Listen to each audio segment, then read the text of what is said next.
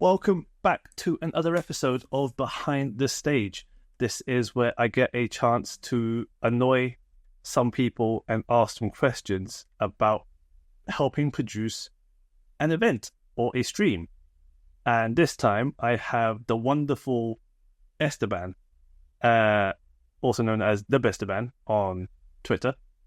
Esteban, for those that don't know you, could you introduce yourself, please? Excellent intro, by the way. Nice job. I am Esteban Martinez, also known as TheBesteban. I am a video producer, director guy based out in Philadelphia. I've been doing this, for, I don't know. I actually meant to look up how long ago I was doing this, but I've been doing this for a while. And I'm the current video content manager at the Evolution Championship Series. Yes, and that's a pretty recent role, right? Within the last year or so, maybe two. Yeah, year and a half-ish. This is my second. So to date this, we are a couple of weeks removed from EVO 2024. So this would be my second year being on the EVO team. But this past year was the first year that I was like fully in my role. The first year I was more of kind of just a manager. This year I was like the production guy. I think actually in the credits it says head of content, which is not actually my title, but that's basically what I was doing at the event. So we'll take it.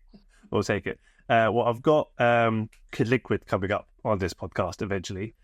So I'm sure I'll have fun. He's going to talk about a lot of K-pop and One Piece trading card games. I am down for that. That's fine. I am in my K-pop era once again. Trading card games, I've sworn off, so don't worry about that.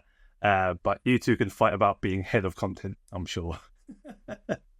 Probably gonna mean roundhouse kicks. So I don't know if you can handle that. Oh, I'm down. I'll bring the camera. I'll borrow your camera. I'll film it for you. We'll create content. It's wonderful. But before even being like head of content videographer for EVO, you have quite a large following on YouTube. And so I'm just going to plug you. You do have quite a large following on YouTube, especially with the fighting game scene where you and I both technically met. Trying to think back now, when I first met you in person, it was definitely a fighting game. I think I met you at a Pokemon event in person, actually. Was it actually Pokemon first? I think it was Berlin. Yeah, it was definitely Berlin. Was it Pokemon first? Oh, damn. There goes my time. I think it was. We had chatted a couple of times online before then. Yes, yeah, we chatted online. And then for whatever reason, I was helping at Pokemon Berlin it was 2022 because I still got all the merch back there somewhere in the corner. And yeah, that was the first time I met you in person. And that year I went to Combo Breaker for the first time as well. And then you were forever changed. I was definitely forever changed. My eyes opened because I had Rob on recently and his way of doing things definitely made me see what European events could become and elevate them to because of how different culture is in terms of running events.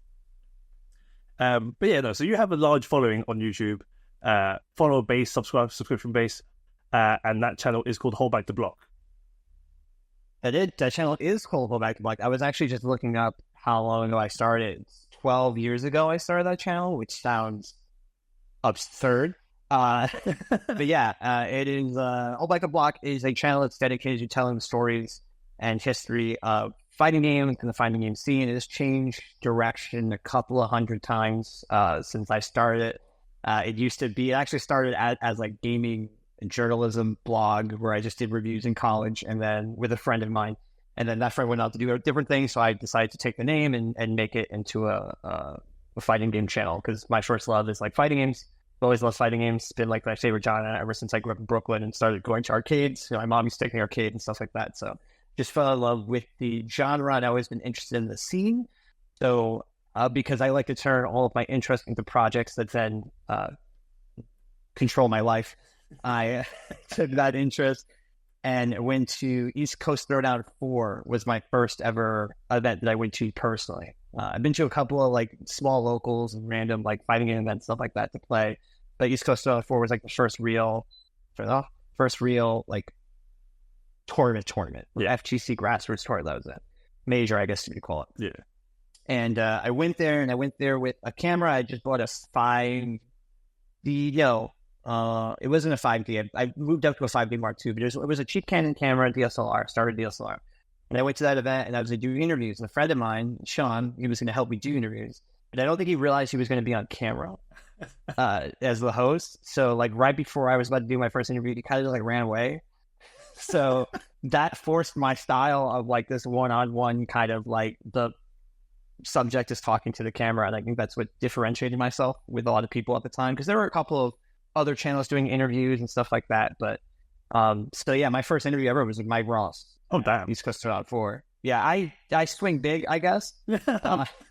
It was like Mike Ross, Big E, L.I. Joe, Gamer D, and then a little kid called Dominic McLean, also known as Sonic Fox. Oh, damn. So you really... Those were my first interviews. Yeah. If anyone could find those videos, are they still on your YouTube? Oh, they're all still up. Yep, all of them are still up. The audio is horrible because I didn't have a mic, so Godspeed with that. But yeah, no, I don't think I've ever taken an interview down. There's been like one or two that I had to take down for one reason or another. But for the most part, everything that I've done is on that channel. But yeah, that's what I do. And that led to me doing things such as my own documentary called FGC Rise of the Fighting Community. Great documentary. Please watch that. Thank you so much. Which that led to me working with Tekken on the King of the Iron Fist stuff, and we're bringing Tekken 7 around in 2016-ish timeframe, which then led to me doing a whole documentary on Killer Instinct, which I guess is like the biggest thing I've ever done, which now has led to me being at EVO. So that's kind of a little bit of a history. That is a big history. That is a lot of... If you're in fighting games, there's a lot of words in there that should resonate with you, let alone Tekken, with Tekken 8 just being out now. But the Killer Instinct documentary, again, amazing work. You pretty much seems like had open access to everyone that worked on that game, both game production and the music side of things. And you've also got... There's a funny story about that because I did not have that when I started. Okay. In that project, so... That whole project, and I don't even think it's done. I think there's like 2 more videos I still want to make with Killer Instinct. Because, again, I am a crazy person. But, that started with I was supposed to be a small video. Like, I've always been interested in Killer Instinct. If you are familiar with Killer Instinct 2013, at least, because that was my main entry into Killer Instinct. I knew of, like, the original games 1 and 2 when I was growing up, but I didn't really latch onto the series until 2013. I didn't even get to play the game until I really started doing the documentary. That's the fun part. So, but I was always interested in the story with Killer Instinct because of the fact that like they had built this really cool game for Xbox One and it was doing really well, and I heard it was doing great, and then they lost their entire development team because they got bought out by Amazon. And I was like, oh, okay. But then the game went on for like 2 more years, and that's like I intro to Iron Galaxy. So I was always been interested in that story, and I was like, okay, I want to tell that story. So I was just going to tell that story. It's supposed to be like a 30-ish minute video, right? And I had help from like Rick and Max, and they were helping me find things, whatever. But I guess people, James Goddard over at Microsoft, heard wind of it and messaged me. He's like, "Hey man, what are you doing?" And I thought, "Oh crap, I in trouble." So it's something is gonna whatever. And I explained to him what I was doing and like the story that I wanted to tell is like the story of these developers and this team and all these teams come together to kind of make this happen, and also a little bit about the community as well. And they were like, "Joe, do you want to talk to everyone?" And I was like, "What?" Like, yeah, I like if you can get down here because they're based in Seattle-ish area. If you can get down here, like we'll just line up a day of interviews and you can just talk to everybody. So like, okay, so I flew there on my own money and a little bit of Patreon money as well, helping me out. And I interviewed all of them, and then even like things such as Mick Gordon. Like I think I'd reached out to Mick Gordon once, and I don't know if he got it or whatnot. But I just woke up one day and he just like sent me. I can find the email somewhere, but he like basically sent me, "Hey man, like you want to talk?" Like things like a smiley face, something like that. I was like, "Yeah." So I couldn't get him in time because of the time zone, because I believe he's based in Australia and I'm based in Philadelphia. Let me tell you, that's a nightmare to arrange. So when the success of the original doc did so well, I was like, man, I have so much footage left over that I could probably just make more. So that's what led to me talking to Mick and Jed and getting a lot of the music stuff in there, and also Atlas plugging Celdweller and all the music stuff. So we were able to make like the Killer Instinct core story, a music video all about the audio and design between Killer Instinct, the original Killer Instinct, because we also had some of those that crew come back, and the remix as well. And then we did a whole, I got a 2-hour conversation with Nick Gordon at 4:00 in the morning. So I decided to turn that into a video itself. So yeah, those are probably my 3 biggest videos. So Yes. it consumed my life for like the pandemic or lockdown, I should say. One good thing about the pandemic, I guess. Yeah, I just had all this free time that I could just, start talking about Killer Instinct. But yeah, so you mentioned a couple of things there. Killer Instinct, definitely a great documentary. The EVO documentary, also great. And yeah, the second part to Killer Instinct with the music side of town, also epic. Definitely give that a watch. You also mentioned you have a Patreon. That is still ongoing. I do subscribe to it, and I do give you some money every month. I will link everything. And thank you for that. I know I've been fucking slammed with EVO stuff, so I'm trying to. I cannot thank my Patreon supporters enough for having the patience to deal with my bullshit in that. And having met your bullshit is top tier. Yeah, I thank you very much. But I have to say for the immensely, because it did help me so much with getting through like the pandemic financially, as well as supporting all the projects I work on. So we can probably talk about this later, but like my focus one of my big focuses right now is trying to find a better balance between working at EVO and then getting back to the channel, because I filmed so much, especially like coming out of lockdown. I filmed so much expecting us to go back into lockdown, and then we never did, at least in the States. So like there's like stuff that I have like basically 2 or 3 like whole Killer Instinct style documentaries been sitting on my table for like 2 years now that I desperately need to get back to. So once I'm able to figure out the balance, I'm going to be annoying you Patreon guys with like a lot of videos. And I'm down. I'm ready for it. So what you're saying is we need to have a petition for EVO to give you a holiday. That's a sabbatical holiday. Oh, that'll go great. Yeah, that'll definitely sit well. And just when you was this vacation permanent? Yeah. Hopefully not. Definitely not. But yeah, so you have a Patreon and you have a YouTube. All of this and your Twitter. Don't worry, no one's going to see this video really. It will be in the description. I hope so. I want people to watch this. I would hope people will watch this. I hope this is interesting for people as well. But yeah, all the information about your Patreon, your YouTube, your Twitter, where they can find you basically, will be in the description of this video.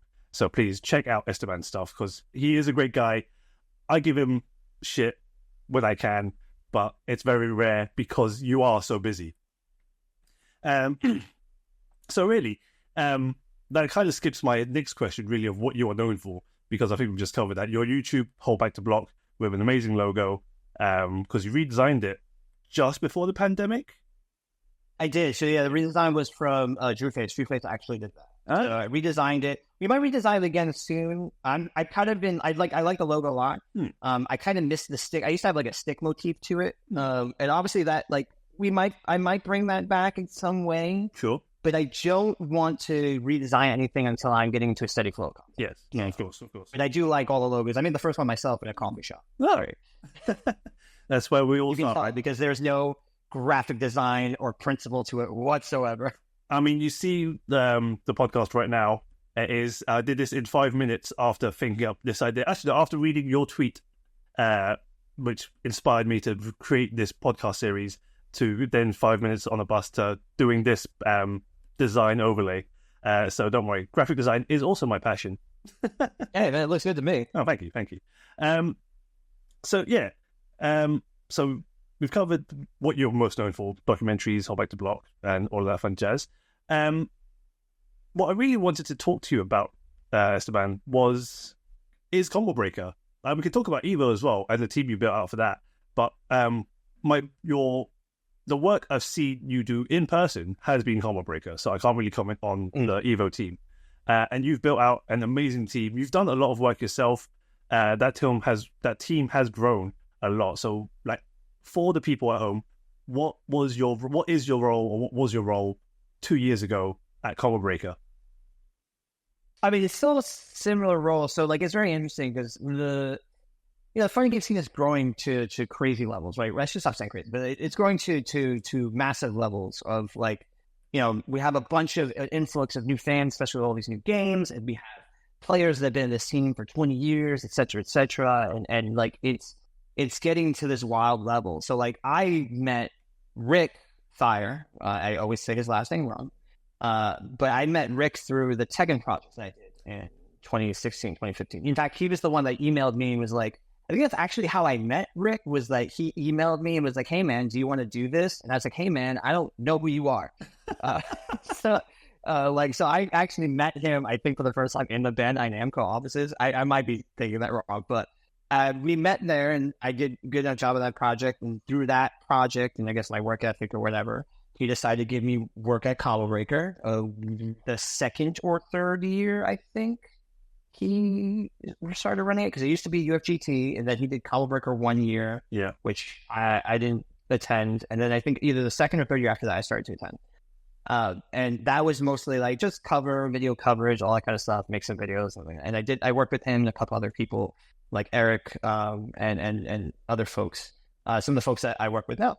So that eventually turned into getting more responsibilities and leading a media team, because Combo Breaker has also grown to like, it's not just a tournament anymore. It's sort of a lifestyle culture thing. It's a tentacle. It's like an octopus that just refuses to die. It's a cracker. There's tentacles everywhere. Cracker. There we go. That's what I'm looking for. And so like part of my job is figuring out what like content Combo Breaker needs. So it goes beyond with just covering the actual event. We're trying to actually make stuff out of it. And to do that, we need a team. So I built a team with a lot of several different folks. It's changed over the years, but we're starting to lock into a current stable. So folks like Phil Nolan, Nick DePasquale Gangley, RJ, Spin Infinite, Ruby Hines. We also have social folks as well.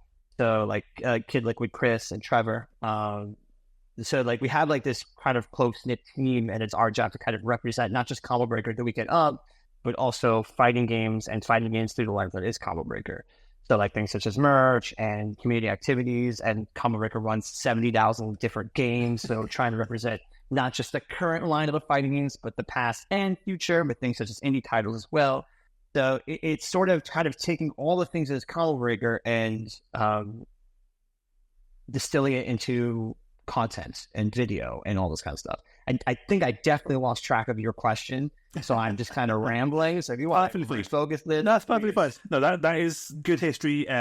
So Combo Breaker has run now. No, next year will be the 10th. So 2025 will be its 10th running of Combo Breaker, which is crazy to me.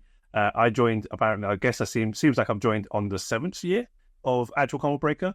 I was post Pheasant Run, because so I didn't appreciate. You never saw Pheasant Run? I never saw Pheasant Run. Pheasant Run was that was a fun madhouse of I'll miss Pheasant Run, but I also won't miss Pheasant Run. Yeah, I like the fact that my hotel room door locks now. It's great. It is wonderful. And the hotel cards that you get for your rooms are always amazing every year, it seems, for Combo Breaker now. Yeah, I collect them now. If you guys have never seen them, I think Theo is also doing this now as well. Providing like custom hotel key cards. Yeah, there you go. You guys see it. Nice. Yeah. Those are probably my favorite souvenirs from here. Yes, the hotel cards. I'm not sure we're supposed to take them, but they gave us 2, and I'm only one person in the room, so I'm definitely taking one. I'm giving permission to take it. No one's charged me yet, so I'll take it. But the question was really, so yeah, you are the video. You are the head. I don't have the title. I'm just a video guy. You're just the other video guys. Yeah, so I'm going to call you the head video guy for Combo Breaker, working in tandem with the media team that is headed up by Kid Liquid, and you also work in partnership, or he works in partnership with the photography team, which is at the other side of town, which is headed up by Tempest Rob, who we've had on recently. So between the three of you, you basically you are the Avengers, the X-Men, I'm not sure what I want to call you guys, of Combo Breaker / EVO's media team. Like you've got video, you've got photo, and you've got the actual social media posting side of town. Yes, we are the three-headed Hydra of Combo Breaker. You are Cerberus. Yes. I'll take that. I'll call you guys Cerberus. So Team Cerberus, you three, you headed up the video team, and you've just mentioned a few names there just slightly earlier, who are all amazing guys. So you got Rudy, you've got RJ, you've got Nick, and you've got, oh God, he's going to kill me, Phil. I got there without you prompting me. It's all good. It's confusing because his tag is Nil Folan, so I get mixed up half time. Yes. Much time, so I totally understand. Yeah, and this year I completely didn't recognize him and asked him about his head wound, which was actually Nick, or the other way around again. Wait, way to go. So I am 10 out of 10 on that one. So yeah, you've built out this team. This team has stayed, for what I've seen, the same for the last 3 years, 2 years. It's evolved a little bit. So there's some core people that have been on it for 2 years or so. Yeah. I think this is like the second year for this team. I believe we added RJ this year. I'm messed up with that. But RJ's always been in like the room, so like that's why it's like hard for me to remember. Yeah. No, for sure. But also there are also a couple other people, such as Eric Olson, who used to be on the team, but he's very busy. He does like wedding and esports stuff now. So like I always ask him every year, like, hey man, is this the union come back? No. Oh well, maybe let's try again next year. But also there's also Meeks as well. Meeks does a lot of the graphical work for Combo Breaker, and then this year he also did help us with some on-site edits as well. So there's a core stable of folks I like to bring back, and then when we have budget or we have needs, we add a couple of people here and there. And that leads on to my question regarding your tweet, which I will link or throw on the screen post edit, where you mentioned the triple threat of Combo Breaker, CEO, Evo, basically running back to back, has pretty much burnt you out. You're a very busy person. You like to keep busy with projects, so it's hard for you to sit still. But also having these these many events back to back is it takes a toll on your body and your mind. And your tweet basically mentions like, what can we do to help nurture, train, grow new talent, which is what's prompted behind the stage. Like, people obviously go to events, they see it on stream, and they like what they see and go, oh, I want to attend. That's one side of it. But then you also get people that want to help out. And the thing is, there's helping out, and then there's trying to basically get a slot on the team.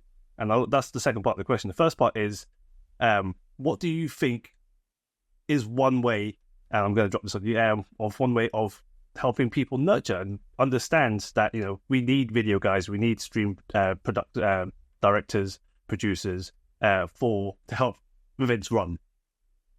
That's really wordly badly.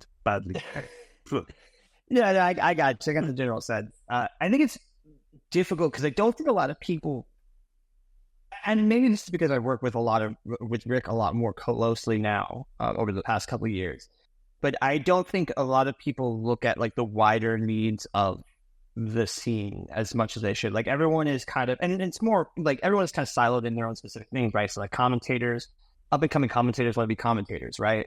Up and coming like video people want to be video people, right? Or up and coming like they don't, or whatever. But like nobody looks at like the whole like piece. Like nobody looks at like how you get to starting to, I guess, where I'm at, or starting to, I guess, where Rick is at, right? And some of that is like, there is no like perceived pathway. Like the way I started was, I was just like, hey man, I've got a camera, I want to go do this, let me go do it. But I did it then because it was fun to me and it was interesting. And like, that's still why I do it now. It's just, it comes with, like, I get paid to do it now. But like, I would still be doing it even if I didn't have this job. And eventually when I don't have this job, because you don't have jobs forever, like, I'm going to get back out there and just do things again. Like, I have no plans to ever stop doing this unless I physically cannot. But I didn't have a lot of help growing, like getting in the scene. Like, when I started, it was a bit of a dog eat dog kind of like scenario, right? So like, I came in the scene, I made videos, and for every one person that had to help me, I had two people that were trying to like stop me or sabotage me or do something or whatever. Yeah. Because that's how it was. Everyone was trying to it was like starvation mentality. Everyone was trying to fight for the scraps on the table instead of building like a better, a better ecosystem. So I'm very thankful to the folks such as like Rick or Zach over at ECT, or Joe and John from ECT. They're also ECT, and Big E specifically. Big E was like the first because I'm in the tri-state area, right? Like the first out of state or out of that area tour I went to, Biggie drove me, right? And that was like the last season's beatings. And I got a bunch of cool stuff there that helped me like go to another level and stuff like that. So I had all this help eventually from all these other people that came in. And so now when I look at the scene and like it's so big, but because it's so big, like there's so many plates to spin and we're all thinking about hitting deadlines. We're all thinking about getting like the best shows or these numbers over that. I don't think anybody's really thinking about like, okay, well, what happens with this next generation of talent is done, right? Like when commentators move on to do something different, or when video people move on to like become big producers or whatnot, so like that. Like who is there and how do we like raise the next generation of not just fighting game players, but everyone else that supports this action in the scene. So it's like there's like no like direct answer to it. I think a lot of it comes down to mentorship too. I know like Rick has talked to people like Tong and et cetera, and that trickles down, right? Yeah. And I've talked to my video team and I've tried to instill some stuff, not directly, but just the way I goofball and act around and stuff like that, and try to let that kind of make its way down to like, you know, they pass those lessons on to the people they work with, et cetera, et cetera. But I think as for like I don't have like an answer to that because it is brutal. Like that summer stretch is, some would disagree with me, but like it's pretty rough and it's only going to get rougher. Like we saw the dates get announced for EVO this year, right? And it's like, I think it's like, and correct me if I'm wrong, it's like EVO Japan, then either like a week or two later, it's Combo Breaker, and then a week-ish later, it's CEO or something like that. Like they were just they were just sprint.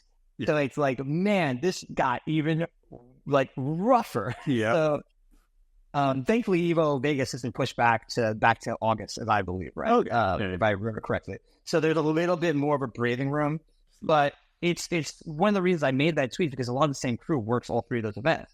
So like Kid Liquid and I, Trevor and I, like we're all Evo, but we also do Combo Breaker, but we also do Evo Japan. And then like some of the team will go to CEO so we can film content for our YouTube channel. So it's like, man, this is rough. And then when I go to contract other people, it's like they're doing the same thing because it's like the same 8 people. Yeah. So it's like, man, like I'm in a perennial state of burnout. I can't imagine what everybody else is like feeling and stuff like that. So like I had to take that into consideration when I'm building a team. So that's where that tweet came from. I was like, man, if we keep doing this, if this is going to be our year, like we need to figure out a way to train and like bring up more people. And I'm still trying to figure out exactly how we're going to do that. But it definitely is a focus. Good. I'm glad to hear that it's a focus because perennial burnout in general is never fun, never great because then you stop doing the thing for however long it may take you to recover. And sometimes people don't recover. And that's the saddest part about it. I'm always in like fatal blow territory. The same in combat. That's been me for like the last like 5 years. You also bring that upon yourself. Yeah, I'm not saying it's like anyone else's fault but mine. Like, I know, like I could just focus on the Evo stuff, and even though that is a lot, like Evo stuff is a lot, especially as I get more and more responsibilities. Like it's most of my day. But I, like you said, I can't sit still, so I get these crazy ideas, and I'm like, let's do this. Let's just do this. Let's see how it goes. Let's see what happens. Those 2XKO folks, the lead champion designers from 2XKO, just talk about their champions. Yeah. That's for me. I'm not doing that for anybody, but I just like doing that. Like I have this, I get it. Like I have this, and learning how to manage this is also been a lot of lessons I've learned in the last few years. But like I'll get a little philosophical, I guess, a little deep, but like for me, like creating is like breathing. Yeah. So like if I'm not creating something, I actually feel wrong. Like I feel like it's hard for me to like sit still or sleep or all this kind of stuff because I could just have so many thoughts and so many ideas I want to try. Yeah. So I recognize that I'm doing this to myself, but I also know that like it's creating, the very essence of creating is what brings me joy. And I just want to keep doing that while I can, even if that means I can't sleep more than 6 hours. That's fair. And like, I dig into you slightly because you brought onto yourself, but I also understand that when you have those thoughts swirling around your head, You get that spark of idea. Some people get it more often than not. You obviously get a lot. So you have a million and one ideas that you want to try and act on and create and develop and show to the world. And I love it, basically, because you give content to the world without asking for much, even though you could have asked for more. And that's why, like, I respect you in that sense. I respect you anyway, Esteban. But it's just a wonderful thing to see. I appreciate that.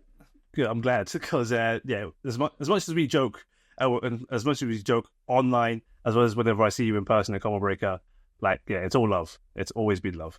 So the next part of my question, and you've already sort of raised it up, really, with it's the same 8 people you're hiring, contracting to run that sprint of EVO Japan, Combo Breaker, CEO, and next year is going to be even worse with EVO LA, the award ceremony. Hopefully see you at Nice in October. And the sprint has just turned longer. It's now basically a marathon length sprint, which is crazy. Because for example, if we talk about the Tekken World Tour this year, that sprint was even crazier for that production team, because they had events like 2 weeks before, basically had back-to-back events every week apart from one weekend for 9 weeks straight. And that was all around the world. So it's crazy to think that they weren't sleeping in their own bed for more than a full 24 hours for 2 months. There's been plenty of times, because I've been on that schedule too. There's been plenty of times where I'm like, why do I even have a place? I should just be living out of hotels. There was a stretch of time where I'm never home. Yeah, this is rough. And it's some people definitely like the idea. Younger me like that idea. Oh, I'm traveling all over the place. I get to see places. Like my partner, she believes now, you travel to see all these places. You go to fighting game events and you get to see Chicago, or you get to see Lyon, or Paris, or whatever. It's like, I see 4 walls and about 1,000 sweaty, smelly nerds. It's not glamorous. It's not as glamorous as you think it is. Yeah, I've definitely gotten that talk from my parents, who are like, "Oh, how are we gonna take our pictures?" I'm like, I didn't see any of this. I was at a camera on Arslan Ash for 45 minutes. What do you like? I can send you pictures of him. Yeah, that's my scenic view. It's not the landscape you're expecting. But yeah, it's stuff like that where younger me would have gone, yeah, perfect, I'll do it. That's perfectly fine. There's definitely a young man's game there. And as we grow up, we have a place to call home and live in and sleep in, especially our own beds. That's amazing. But yeah, the 8 people you contract, you hire, that sprint's gone crazy. And trying to develop and nurture new talent. One idea I did think of when I was reading your tweet was basically substituting out someone where possible. Because this is our livelihoods, right? We try and do this as something to support ourselves. We do it for the love, of course. But for some of us, it's our livelihoods. We're contractors, but we're freelance contractors, so we have to pay bills, we have to eat, sleep, buy new equipment, more memory cards. So swapping someone out is hard, but is that a possibility? I think it's always a possibility, especially with the shifting nature of schedules, because there's not always a guarantee that I can bring that team back. Because, for instance, for this year's EVO, I actually brought Ganglia on board. But last year's EVO, I couldn't do that because they were working with Red Bull on a documentary on Arslan Ash. So there will always be times where I can't bring the core folks back, I guess I would call them. Yeah. So I have to fill that. And that comes with, its pros and cons. One, you get, the big pros that, you get a new, fresh perspective. You get different ideas in the mix. Some of the cons that you have to bring people up to speed, and you only have, a week to do so, maybe, if you're lucky. Because of the nature of, especially with something like Combo Breaker, everything is shifting up to the last minute. So the needs and asks and all that kind of stuff. There's also, and I think this is, part purpose, with Rick and I, with Combo Breaker, there isn't, a direct shot, not a direct shot list, but a direct, you need X, Y, Z. It's more he goes to me, he's like, hey, you need to represent, or we're trying to represent the culture and Combo Breaker. And then I have to take that messaging and distill it into what I think will work, which is why I like having the team we have, because I can be like, hey, man, this is the goal. And every one of them is an experienced producer. So they know how to make content or make videos. I guess I'm saying content. They know how to tell stories from beginning to end. I actually hate saying the content word because I don't make content. I tell stories. And I think that's like the way you need to think about things, because once you start being like, we make content, then it becomes disposable. Yeah. So I like to think about when you go to Combo Breaker, hey, what are the stories we're trying to tell here? We're trying to tell the merch story. We're trying to tell the story of like the competitors. We're trying to tell the story of fans, the cosplayers, all that kind of stuff. So they're very good because they tell stories on their own, whether it be music videos with like somebody like Ruby, or documentaries and someone like Phil and Nick, or even like short form stories that I think RJ's very good at. Like he focuses on that short form style. So being able to be like, hey, here's what we're going to do, and then having all these like other ideas bounce off from each other, and then I solidify them and be like, here's what we're doing, here's the schedule. I think that's important. So the con is when you swap somebody new in, you have to get them up to speed, and they might not feel like they're jumping in as the train is moving. So like it's always a challenge as a manager or as a producer. And when you bring somebody new in, you have to make them feel comfortable, they can feel at home, and get them up to speed as best as possible. So I'm always down to do it. I will say I want to definitely keep the core folks just because we can just go. But I think there are ways even if we kept like the core team, that we could maybe there's like a side project. Hey man, like go out here, talk to these 3 people. Let me see the edit that you come up with. And then we either use it or we don't, but I'll sit with you and we'll talk about why I think this works, why this doesn't work, what this needs here. And then you will take with that as you will. I think a lot of the fast-paced nature of the work means that it's, at least at the event, it's hard to sit down and like absolutely give the guidance and mentorship that I would love to give. But I'm always also down, like, if folks send me things, like, especially if I've worked with you before, like, if you send me things, like, hey, man, what do you think about this? I will give you my honest opinion. I will give you my honest feedback. I will ask you questions, too. And I'm pretty harsh on myself, so sometimes I have to, like, realize that not everybody can take the same critiques that I give, because actually got me in trouble once, but I'm pretty blunt with my critiques. When I think something's not strong, I will say it. When I think something needs work, I will say it. When I think something is very good, I will also say it. I mean, that's the balance. And plenty of time. Yeah, right. Like I've had plenty of times where like people have like freaked out over like the silliest things. And not even silly, but like, I won't say silly because I don't want to discredit them, but like there'll be like a glitch in a corner somewhere, and I did not see it. Or nobody sees it, and they are like, we need to re-render this down because like if somebody sees this glitch, it's going to ruin everything. I'm like, you are focusing on the 0.06% thing that I actually feel like you did intentional. So like a lot, like you have to just like, sometimes you have to calm people down, like, no, this is good, this is great. You are obsessing over something that no one else knows but you. So there's a give and take to my blunt feedback. I like to think I'm mostly positive than negative. I would like to hope so. And from the being a fly on the wall, especially when you talk to the video team as the guys at Combo Breaker, you definitely display that. Like you will definitely give your opinion and your thoughts, because they will ask you like, hey, is this good to go?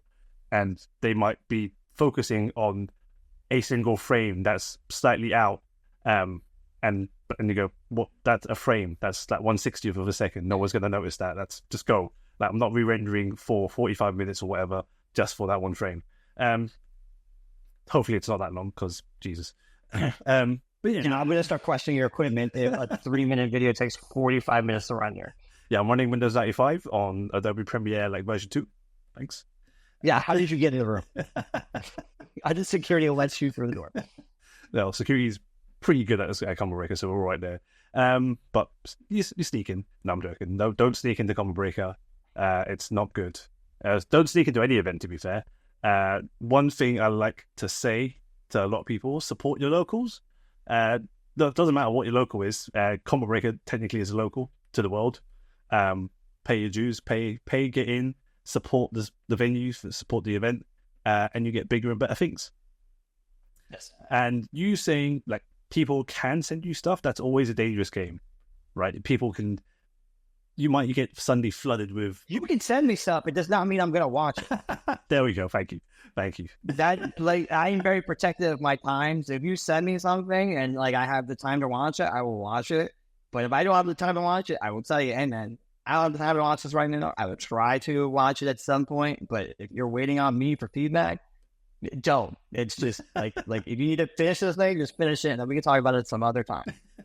And speaking of being protective of your time, thank you so much for being on this podcast as well. Once again, all right. But yeah, so doing like Combo Breaker is, well, like I mentioned, I spoke to Rob recently. For him, it was a 6-day event. Like, came in on Tuesday, flew out Monday. What does that look like for you? Was that the same? It's the same. Yeah, I come in. I try to go into everything as early as I can, just because of, especially like with flights lately, like the nature of like flight delays, or hey, the entire Delta system can go down in the middle of EVO, or like great. Like, you never know what can happen, so I like to get there early, but I also like to get there early to, one, get a sense of like the lay of the land, and also start to like really understand like, okay, what kind of content, because sometimes the content plan doesn't come together, especially for something like Combo Breaker, until like Thursday-ish, because we have things such as we have to handle a lot of the ad stuff, so like we build ad packages for everything, and then we also add like a touch of having like the local commentators, introduce them, and do stuff like that. So we need a little bit of time to be on site to be like, all right, what is actually set up, what is available, what can we talk to, where can we go? Like for instance, like the photo shoot this year for the Combo Breaker merch was done in Chicago, like in the city proper. So like it was done at like Portillo, not Portillo, sorry. What's the name of that place? Pequod's. The Pequod's, thank you. Everything starts with P in Chicago. So like Pequod's, and then like out on the street and stuff like that. So like sometimes you just need time to find locations. But also I just like to be there early to kind of just be in the atmosphere and to work. So like, yeah, I get there around the same time that Rob does, or at least the same day. And then I leave around like the Monday afterwards. So it's a long stretch. And that's similar for EVO as well. Like I got there Tuesday-ish, and then I didn't leave until Tuesday-ish. So it was like 7 days. Yeah, full week out in Vegas. At least that's for work, not for pleasure, because that could run up a massive bill. But also, I'm guessing you left on Tuesday by choice, not because of Delta's problems. No, I left by choice. I like to stay. It's for EVO specifically. I like to stay one day later, and like even like I paid for like the extra day or whatnot if I have to, just because EVO is a beast, and it is unlike working EVO is unlike working anything that you've probably ever experienced, because there's just like the walk alone from like the media office to the arena or whatnot is like 15-20 minutes. So like physically it's a beast, and then there's a bunch of shifting schedule, and so like I like that extra day to just lay in bed and stare at the ceiling and just not do anything else because you just need it. Yeah, that definitely Rob said similar, which reminds me to ask a different question really, of not building out a team, but for events like EVO where you are there 7 days, the media room office is 20-minute walk away from the actual floor. What does your equipment that isn't your camera gear look like? What do you pack? Equipment isn't my camera gear? That isn't your camera gear.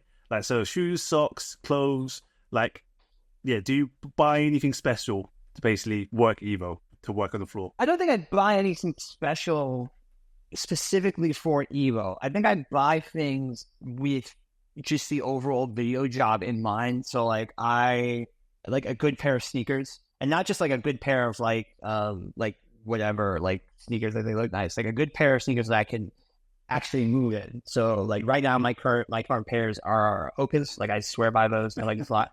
We also had a sponsorship for the EVO event proper, which is like Kizik's. I like those a lot because they're easy to slip on and slip off. So like if I like, especially like if I'm in like a country like Japan where like I'm constantly going in and out of places, like they're perfect shoes for like, whoa, these can come off now, and these go back on. So like good pair of sneakers are really good. They're really good. Light clothing, especially depending on the terrain. So like something like Vegas is super hot. So light clothing, like shorts or whatnot that you can move around. But they still look professional. Yeah. So I don't really buy anything like that specific. I guess like if you run or you work out a lot, it's kind of a little bit of those things. Like I kind of apply those principles as well to what I buy.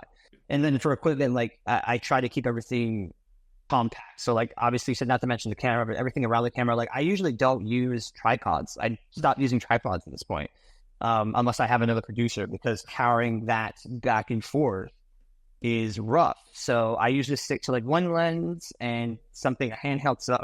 My whole setup is set up in a backpack. So I have a nice backpack. I have one of those like Peak Design backpacks. Yeah. So I can fit all, like, if I can I can fit my clothes in there, I can fit my camera gear in there, like everything's in there. Right. So like it's just a bunch of things that I used to consolidate everything to the bare essentials, and then everything else is an add-on. But yeah, I spend most of my money on like games or other weird things. Like I buy just enough for me to survive, and then I try to spend money elsewhere, either on myself or people I'm fond of. Yeah, of course. No, that's the whole point. And yeah, speaking of, like, this podcast is not sponsored in any way, shape, or form. Like, Hoka seems to be the up-and-coming shoe brand, it seems, especially for people that walk a lot. So I'm definitely going to check them out. I'm currently on the Old Man Shoes New Balances myself. They're pretty fucking good. But yeah, Peak Design. I mean, they're good. They're good. I think New Balances are fine too. I just like Hokas are like, they're good. But you pay a premium for them and stuff like that. But like I can do that. Yeah. Thanks to the position that I'm in and stuff like that in life. But like, get whatever works for you. Like, if you can't afford something, like, don't be suckered into advertising. Oh yeah, no. Just buy what works for you and what is efficient. Because that's how I started with everything. Like, I shot for years on a 50 millimeter lens I got for $100, like the Nifty 50 from Canon, right? And you just make it work. So it's a good. And I think you wanted to ask me about like what I look for in people that want to be hired, but like that's like a good attitude. I think it's like if you can make things work with like Tony Stark built this in a cave with a box of scraps. Like if you can bring that kind of mentality to things and like hey, I can get this done with like the bare essentials, and then everything else above that is like a nice cherry on top. Yeah, I look for that kind of stuff in people that I want to hire. Yeah, no, definitely, for sure. Like, especially this day and age where camera phones are so good, you could literally just record off that, throw it onto your laptop, edit it. I filmed a bunch of interviews and specials and stuff like that have aired on EVO screens with my iPhone, and people could not tell the difference. So you really can't these days. Yeah. Like it's not the how expensive your equipment is. It is actually how you use it. Yes. Yeah. So yeah, and yeah, the Tony Stark mentality, like be in a cave, box of scraps. That is definitely one thing to do, right? It's what you have, and yeah, we're not shilling any brand. I was just mentioning Hoka because they seem to be the up and coming shoe brand. It seems for a lot of people.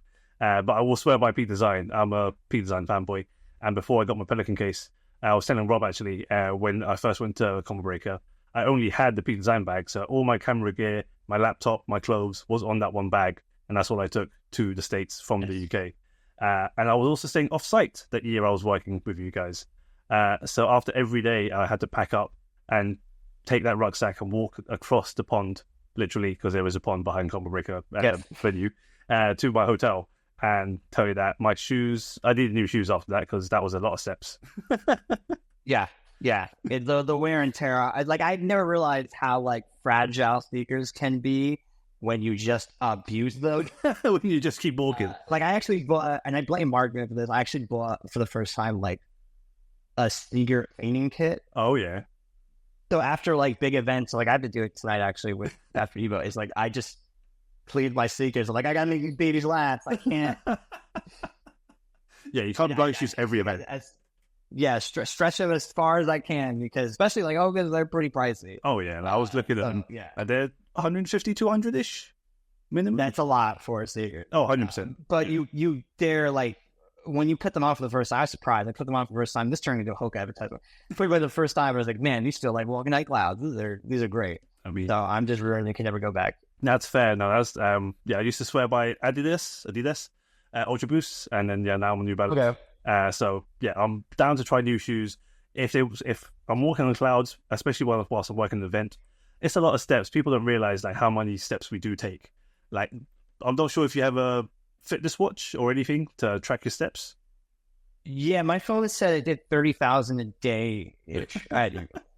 Yeah, that's just the length of the... And that's on the lower end. I saw, we were comparing some in Discord and stuff like that. I saw people with like wild numbers. It was like that scene from American Psycho where everyone's like looking at the business card. That's how that was for like a bit in 10 minutes. Oh, jeez, yeah. No, it's, that's one thing people don't realize. Like, it's cool working at an event, helping out. but the wear and tear on your body, especially when it's not a normal working day. It's not 9 hours. It's not a 9 to 5. This is 9 till maybe 11, 12 midnight. So yeah, that's most of your day gone. And that's before even probably editing, if you are one of the content. So like, I know it's like a big sticking point with folks where like, especially at Evo, we have like top 6 to top 8, right? Yeah. When we had top 8s, and I can only speak from like the production side or the video side, when we had top 8s, great tournament, always great. And like top 6 is good too, but like we did not end until like 1 or 2 in the morning on Sunday specifically. Like it's specifically on Sundays too. Or if like something went late on Saturday when we used to run finals too, like that actually would sometimes that end to 1, 2 in the morning. Yeah. So then people were packing up. They get back to their rooms around like 2:33, maybe sleep for 4 hours ish, and then they have to be back by like 8:30 for ball time because some pools sometimes start at 9 or 10, whatever. Yeah. And so like I've been very happy with like the top 6 stuff because like even though it still goes kind of late, especially if you're not in like an American time zone. I know like folks in Europe have to deal with like late times. People in Japan, I don't know how they do it, but like it's been a godsend for us on the production side because we actually get time to like sleep, which is great. Like it's great when we're doing like a 3-day production. Like you would think like, oh, you know, whatever, but like it's very nice when like we can be done at like 10 and folks be like, all right, get some sleep. We need you back here at 8. You still get like 7, 8-ish hours, whatever. So I understand there's like tricky balance that folks above my pay grade have to find with like top 8s and like production running too late or whatnot. Because, you know, we're all human. And yes. I think people forget that sometimes that they're human beings running the stream. Yeah. And if we are not sleeping well or eating well, all kind of stuff, you're going to see that actually affect the work. Definitely. Warehouse workers, like you guys, are probably one of the hardest workers I know, especially if you work overnight. And if you don't get enough sleep and you're driving a forklift truck, accidents can happen. And that is... They will happen. They will happen. They will. That's the thing. So it's, yeah, top 6. I was down for it when I heard about it. Just sure, less games technically. But for sanity and time, it's definitely a winner. Especially if you have games like Mortal Kombat or, God forbid, if CVS2 ever actually came back. That's already long enough. If CVS2 comes back, we just need another day. Like, just straight up. Like, we just need another day. Mom, you don't just beat CVS2. Yeah, it's just, yeah. When I first saw CVS2, I was like, this is a great game. Oh, it's still game 1. Oh, fuck. Yeah. Oh, shit. Yeah. Fuck. They used to run, I think, and something correct me wrong, because this is way before, they used to run 4 to 7s, I think, for that at some point. Something like that, yeah. I believe that is correct, and I don't know why. I don't know why. Yeah, it's definitely not one I want. Rewinding slightly further back about Combo Breaker and trying to get people to get some experience in editing short form stories for you, and maybe like you sit with them. The problem with that, obviously, I see is, yeah, like you said, these 3-day events, they are a moving train. It's not stopping. It's a juggernaut. The second he starts moving, you can't stop him. And Combo Breaker, CEO, EVO, versus fighting any major that you see is that sort of movement and momentum where you can't just say, hey, like, do this, I'll sit with you, and like we'll go on it on site. That's probably none of them possible in my eyes, but it's definitely a great idea. The question really I have is, what else can people do aside from having that Tony Stark mentality to use a box of scraps, film something, and show it to you? What else could they do? So I think, like, what I'm looking for when I'm building a team, it's like, I think the biggest thing is like proven work stuff. Like, I need to see that you know what you're doing. Even if you don't understand what you're doing, I think that's like a fun thing that runs now. Like, a lot of folks are very talented and they're young, but they don't, like, they're doing things because they're like, this looks cool and like, this is dope, but they're not quite always 100% of why. So sitting down with them, and also that's me too. Like, I do a bunch of things that people are like, man, I can't believe you did this. And then I walk away and I'm like, I did that. Like, I was just trying to cut something together. Like, oh, that happened. But like, so like proven work examples that show that maybe you don't fully understand why this works, but that you can see a project from beginning to end. That's like the biggest thing. I think there are a lot of creatives, especially up and coming creatives, that like they make something or they want to make something, but they never finish it and put it out. When you make something, you should always make something with a deadline in mind of like, I want this done in 2 or 3 weeks. And then when that is up, it goes out. Like, get it polished as best I can, and it's out. If you can do that, that's like a big flag to me of like, this person, maybe we can hire this person, right? Another thing is like a desire to learn. I think it's been rare. And it's been sometimes where like, people are like, well, I'm good at this, I don't have anything to learn.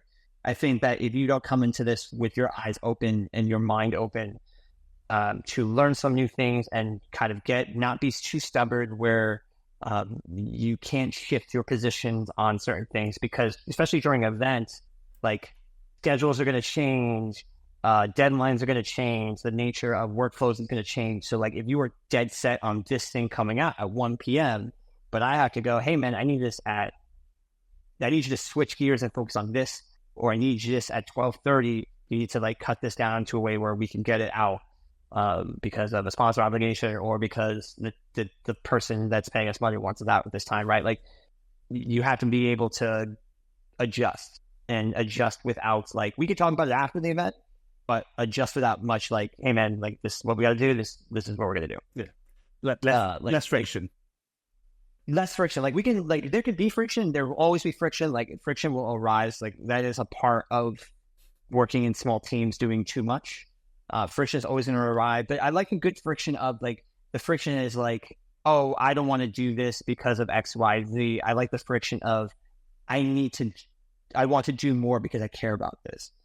And part of my job is like tempering that, because sometimes people can get consumed with that. And it's like, hey, I understand you want to do more, but I need you to stay on this task because it has to get done. And then we need this person to stay here. And if anything goes wrong, this like the other thing is like, don't try to take it onto yourself to fix it.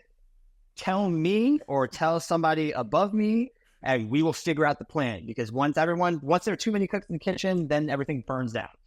So like a flexibility, a desire to learn, reliability too. Like if I send you out to do something and you do it and you like, that's like, you'll be surprised. But like if I send you out to do something and I need it done by this time in this way, there's been a bunch of times where like people have just not done it, or not like, nobody like on the team that I work with now, but like I've definitely worked with people who like just not done the tasks that they were given, or give it 2 hours late, or don't tell anybody. And like things happen, obviously. But like transparency is another big thing. So like if you go out and shoot something and something breaks and you don't tell me or whatever, like that's gonna be a problem. But if you go out and something breaks, like, hey man, this is what happened, I wasn't ready for it, or this would happen, like there was nothing I could do. I'm like, okay, cool. At least we know what happened. Maybe you and I cover the plan and try to figure out and salvage whatever we can. So like proven work examples, desire to learn, flexibility, reliability, and then a good attitude. Like you have to be able to, because you're gonna take a lot of hits.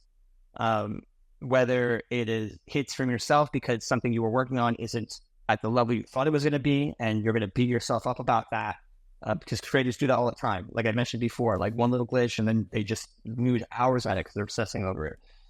Or like I might have to be the bad guy and say, hey man, you can't do this. Like we don't have the time for this now. We can do this some other time. Or like the thing you worked on is not going to air because it just doesn't, like it's not hitting right and whatnot. Obviously go use it on your own or whatever, but like you have to be able to roll with the punches and not take it personally.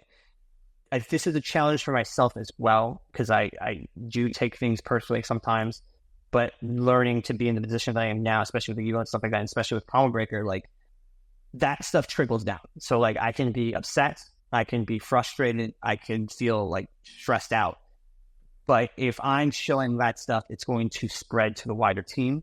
So it's my job to keep a good attitude and be stern, but respectful at all times, and motivate when I can be.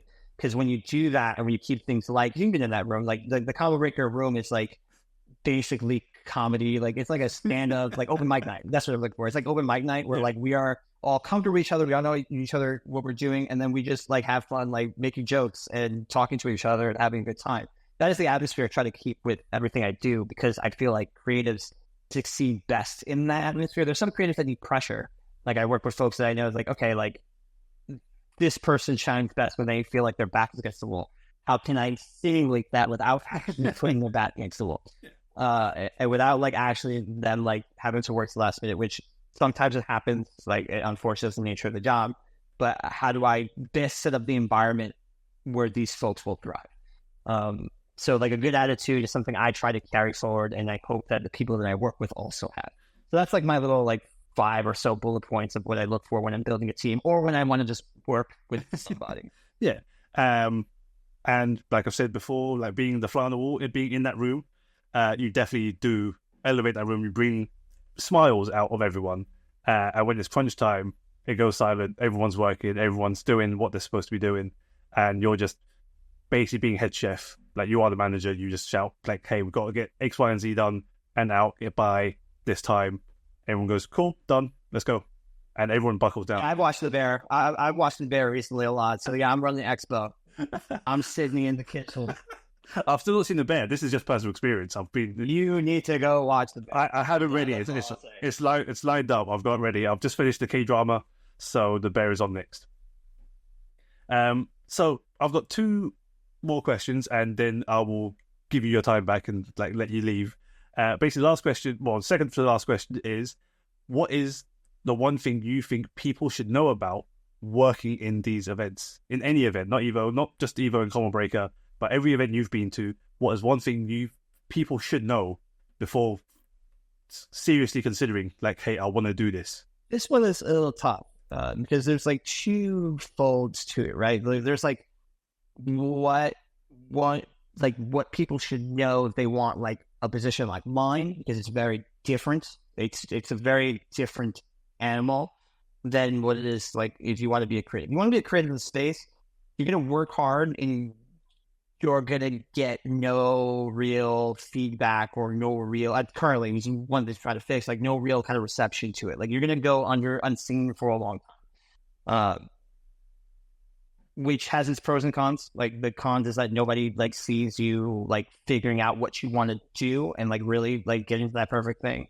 But the cons is that nobody sees what you're doing, so it's hard to get that. Like it's hard to advance forward, right? Yeah. But like you're gonna be working for a long time. It's gonna be unseen. You're gonna be working for like not a lot of money. Like even in the position I am in, like it's not a lot of money. Like it's a decent living. Don't get me wrong. I'm living fine. But like, yeah, I could probably go to other markets and other sectors and make way more, right? But I don't do that because I love doing this. And so, yeah, like it's a little rough on the finances, and it's going to be rough on the finances, especially because like travel costs are wild right now. I just booked a flight to Montreal in September, and that's an 1.5-hour flight, and they like wanted $450. And I was like, come on, man. Come on. Yeah, thankfully I have miles. I'm using my miles, thankfully. But like it's rough, just like even before we get to the equipment, like traveling to places, lodging, food, all this kind of stuff. It's really rough right now. Yeah. So you're gonna spend a lot of money, and it's gonna be a lot of your money, and it's gonna be long hours. It's gonna be long hours, for at least to start, for little like return on investment. But that all sounds bad, and it's not great. But your passion is going to be the thing that's going to carry you through. And, you know, there's a point, like, you have to be careful of folks that will take advantage of that passion in terms of, like, maybe not even maliciously, but, like, you are very eager. Like, I've been running into that, too, especially with EVO. Like, people are very eager to work with EVO or, like, a big outlet. And, like, sometimes they will push themselves too hard or undercut themselves too much with, like, their rates and stuff like that. And I actually be like, hey, man, like, I'm going to give you more. That is a crazy number you just gave me. And like you try to work around that stuff because people like had a passion, but they can kind of be enslaved by it. Yeah. They can, you know, undercut themselves in terms of like money or work too much, like long hours, all this kind of stuff. So like, that's the other flip side of that, is that like, for me in this position, when I'm working with new folks, like for me, it's more than just the checklist of duties. And this is my personal way of doing it. Like obviously we have to hit deliverables, we hit deadlines, stuff like that for like something like EVO or even like Combo Breaker. But it's also about managing energy and people, like their morale, their stress levels, their, like, I'm sort of like, especially like like these videos. I'm sort of like a roaming therapist almost more than I am a video producer. Because like, you know, people like it's a lot, like there's a lot of pressure on these events. We all want to do a good job. So like, my job is just going around, hey, chat for 5 minutes, like how you feel, how you do it, or being an open door for when people do have problems, they feel like they can vocalize them to me without being like without reciprocation, right? Because that's always a fear, right? That's why people have like weird HR departments, and then that doesn't really work out either. So like I try to like be like an open door of like, hey, and let me hear your feedback. Let me just give it all to me, and like we can figure it out. So like it's two ends. So like on the creative end, you're gonna be working long hours, it's gonna be a long time. It's gonna be worth it, but it might be a long road. And there's no like, hey man, if you do this, then everything's gonna change. Like for me, it just kind of happened. Like I was just doing these things, I was gonna do it, and then I was given opportunities. Yeah. And that's like the other big thing. I was given those opportunities because I networked enough. I think a lot of creators forget to do that. They do build really cool things, and they don't know how to tell people that they build really cool things. So that's like it's like part of my job also on the management thing with Evo is like, show is done, I go out and I talk to people. I go to bars, I hang out with people, I talk to them, I ask them about their Evo experience, I ask them what they think about the videos and the content we're making, what we can do, what we can't do better, or what we can do better, what we aren't doing, all that kind of stuff. And I'm just having like, part of that is getting research, like market research, I guess is what you want to call it. But also part of that is putting a face to a name. And I think a lot more creators do that, especially in an age where we're like, a lot of folks I've noticed like now are like permanently on Discord. They don't like go anywhere. Yeah. If you want to be a creative in this field, especially like fighting games in general, you have to go out to events and you have to tell people what you're doing. It might feel counterintuitive because you want to be found, etc. But no, you need to grab like the biggest megaphone you have and be like, I am doing these things. These are these things that I am doing. If you would like to work with me, I would like to work with you. Like you have to go out there and just put your name out there. Because it's like a phrase I like to use is like, closed mouths don't get fed. You want to work in this field, you got to tell me you want to work in this field. And then you got to show me that you can do it. And then we'll talk. Yeah, that's kind of like the roundabout way. Sorry, I ramble a lot. No, that's fine. No, you're good. You are honestly good. Yeah, no, that's a recurring theme, I think, from the people I've already had on this podcast is, hey, network. Be sociable. Yeah. Don't just be a guy behind the keyboard. And that's one thing I'm really bad at, to be quite honest, because after an event, I just want to sleep. So I just go back to my room. And unfortunately, this Combo Breaker just gone, like, I caught COVID, so I didn't realize I had COVID till I got home. So I stayed away regardless, but I was just tired, so that I'm going to go to sleep. I didn't even say goodbye to anyone. That was Sunday night. So I just left Monday as, fuck. The Combo Breaker was great, but I had a shit time because I couldn't hang out with everyone. But props to you for doing that and taking responsibility, because, you know, that's the responsible thing to do. But if you are sick, you were staying in that hotel room, I know it sucks. Yeah. We all appreciate it. Yes. But like, I'm also tired after the event. Yeah. That is part of the job. Like, to me, like, that's part of the job that I do. It's like, okay, yeah, I'm exhausted right now. I still need to spend like an hour, 2 hours with the community. Yeah. Because that is how, at least for me, I keep like an ear to the ground, right? I don't want to be, personally for me, this is regardless of what position I have and whatnot. I don't want to be a person that is making videos or telling stories or all this kind of stuff without being in the thick of it. Because then I think you lose that connection. And for me, it is very obvious when someone makes like a fighting game video that isn't in the fighting game community, because it's like super obvious, like, oh, this person doesn't really know what they're talking about. Whereas I'm in a position where I can be like, hey, like I go to a Justin Wong, or I can go to a Yipes, or I can go and be like, hey, tell me how this happens from your point of view. And that better informs what I'm trying to get across. Yeah. Now, that doesn't always mean that what they're telling me is going to make it into a video, because I think a lot of, there's some disconnect sometimes where like people are like, this was like the most important part of the story. And then you look at the grand scale, they go, no, actually it's this over here. Here's why. And like, you know, sometimes feathers get ruffled when you do that, but trying to get to the core of history and like trying to tell it as accurate as possible you're only able to do that when you're actually in the thick of it and you're talking to people who live the experiences. Yeah. So yeah, I'm tired too and I want to sleep, but I am going to get that whiskey sour at the bar and I am going to hear some stories. So. Damn right. And I did see you do that a couple of times at Combo Breaker, so more props to you. Second, just to reiterate the point, basically, of getting your work out there. Please don't bring a microphone to an event and start shouting out to wherever you are. Don't actually do it. It's a metaphorical thing. Also, don't bring cameras to the bar. That's the other thing. Yeah, cameras stay away. Don't bring. If we're drinking phones now, cameras down. Yeah, just chill out, decompress, have fun, chat. It's not all content. It's not all stories. And secondly, putting whatever you've created out there, done is better than perfect. Like, I could probably spend hours trying to make this podcast episode or every podcast episode amazing, but honestly, I make sure the levels are fine, cut what I need to, trim down some bits slightly, and I'm done within an hour and a half, 2 hours of listening to my own voice, which sucks, by the way. I hate listening to my own voice.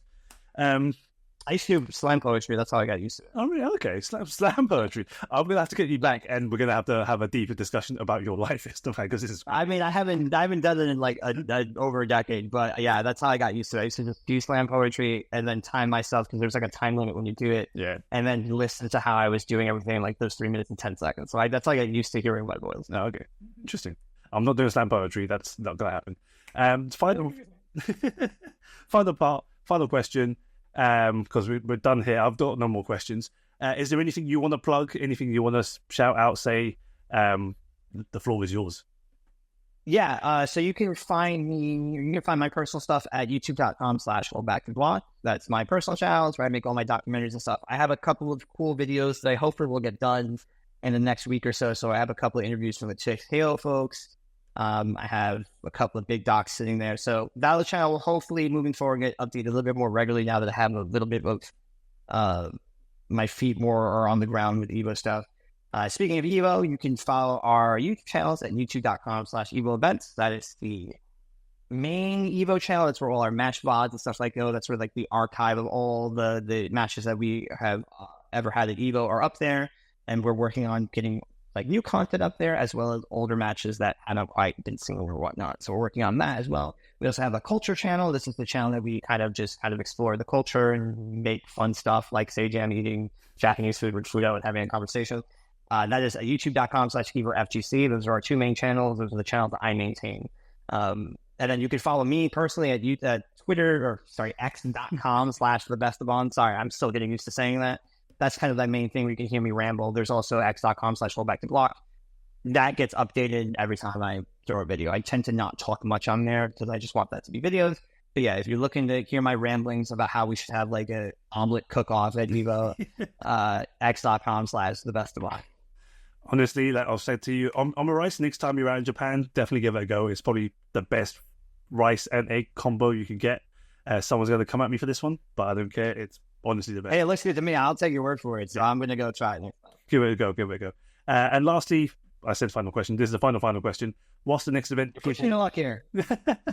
What's the next event people may see you at?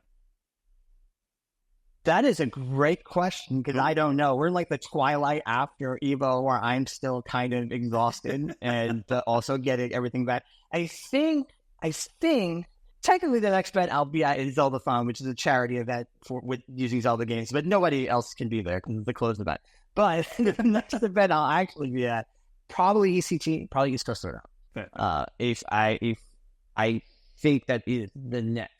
So I'll probably be East Coast Throwdown. I'll be at TGS as well, but I don't think I'll be there in official capacity. I'm just going to Japan to hang out because I need it. You need all of that. And I might actually, that's a lie. So I'm going to go to Japan for TGS, and then I might actually be at Tiger Africa in Thailand. Nice. So I would say TGU and ECT are probably the next two events that I will be at personally.